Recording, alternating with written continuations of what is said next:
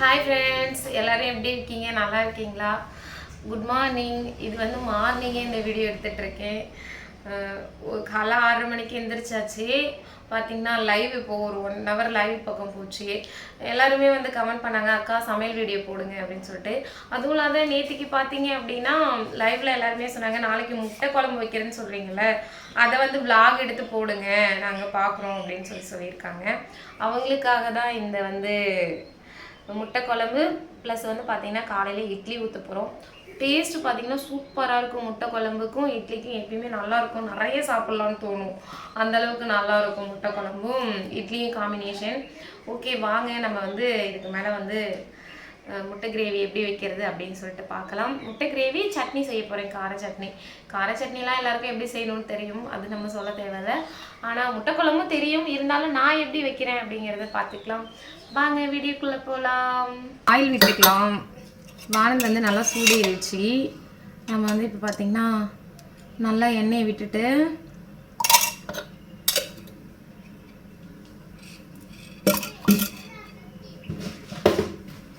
பட்டை கிராம்பு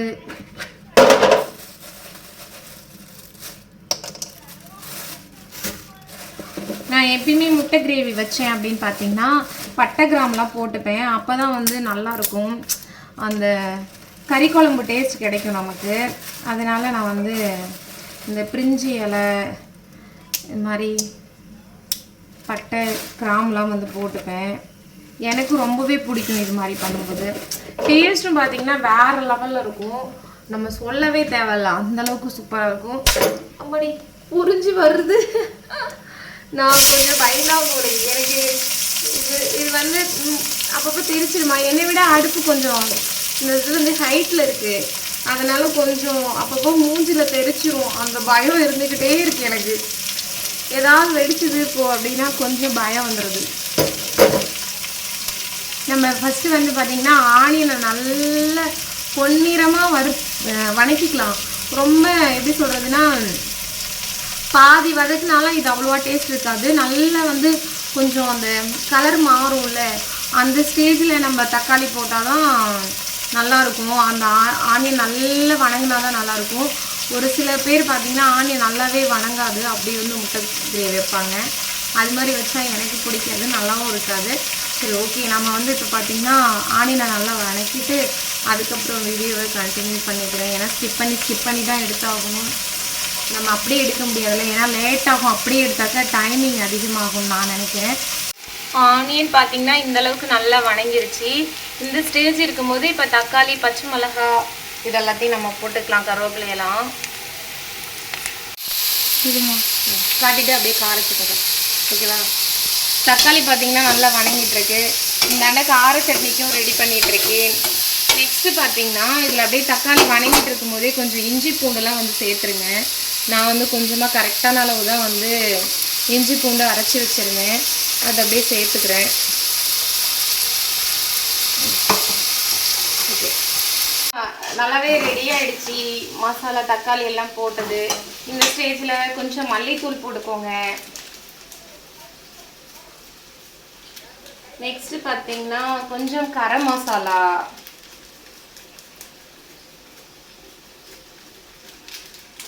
அடுத்தது சிக்கன் மசாலா. நான் இதெல்லாம் சேர்த்துப்பேன், அப்போ தான் டேஸ்ட்டு சூப்பராக இருக்கும்.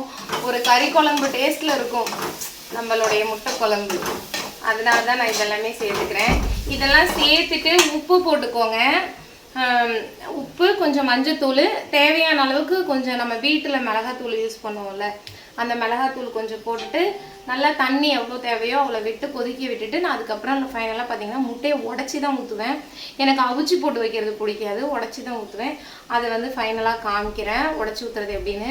இப்போ நம்ம ஒன்று ஒன்றா எடுக்கும்போது ரொம்ப லேட் ஆகிடும், அதனால தான். ஓகே, இந்தளவுக்கு முடிச்சுட்டு நாங்கள் சொன்னதெல்லாமே கரெக்டாக பண்ணிக்கோங்க. பார்த்திங்கன்னா முட்டை குழம்பு கொதிச்சிட்ருக்கு. இட்லி ஊற்றி வச்சாச்சு. கார சட்னிக்கு ரெடி பண்ணி வச்சிட்டேன், சட்னி மட்டும் அரைக்கணும். இப்போ வந்து பார்த்திங்கன்னா கேரட்டும் பீட்ரூட்டும் வச்சு ஜூஸ் போட போகிறேன், ரெடி பண்ணி வச்சுருக்கேன். ஏன்னா இப்போ டீலாம் நாங்கள் குடிக்கவே இல்லை. என்ன ரீசன் பார்த்திங்கன்னா, வெயில் நாளில் ரொம்பவே காலையில் டீ போட்டு குடிக்கும்போது வயிறுலாம் எரியுது, ரொம்ப வந்து ஹீட்டாக இருக்குதுன்னு நினைக்கிறேன். வீடு வந்து சீட்டு வீடு தானே, அதனால ஹீட் அதிகமாகுது. நம்ம டீ குடிக்கும்போது வயிறுலாம் ஒரே எரிச்சலாக இருக்குது. அதனால தான் சரி ஓகே ஜூஸ் போட்டு குடிக்கலாம் அப்படின்னு சொல்லிட்டு ஜூஸ் ரெடி பண்ணிகிட்டு இருக்கேன். வாங்க, நம்ம வீட்டில் இன்றைக்கி வந்து முட்டை குழம்பு, கேரட்டு.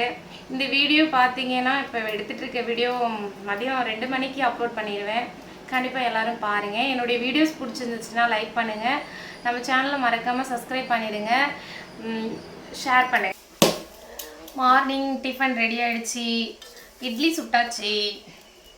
முட்டை கிரேவி வைக்கிறதுல நான் லாஸ்ட்டாக ஒன்று பண்ணுவேன், அதை சொல்லாமல் விட்டுட்டேன். என்ன அப்படின்னு பார்த்தீங்கன்னா, லாஸ்ட்டாக கொஞ்சம் பொட்டுக்கல்ல அரைச்சி ஊற்றுவேன். அப்போ தான் கொஞ்சம் தடிக்கும். அதனால் வந்து பொட்டுக்கல்ல அரைச்சி ஊற்றுவேன். அதை மறந்துடாதீங்க. லாஸ்ட்டாக லைட்டாக வந்து பொட்டுக்கல்ல அரைச்சி ஊற்றுருங்க. பாருங்கள், ஃபைனலாக வந்து முட்டை கிரேவி, கார சட்னி, இட்லி ரெடி ஆகிடுச்சு. நான் சாப்பிட போகிறேன். என்னம்மா குளிக்காமல் சாப்பிட்றீங்க? மணி வந்து பார்த்திங்கன்னா 8:45 ஆகிடுச்சு.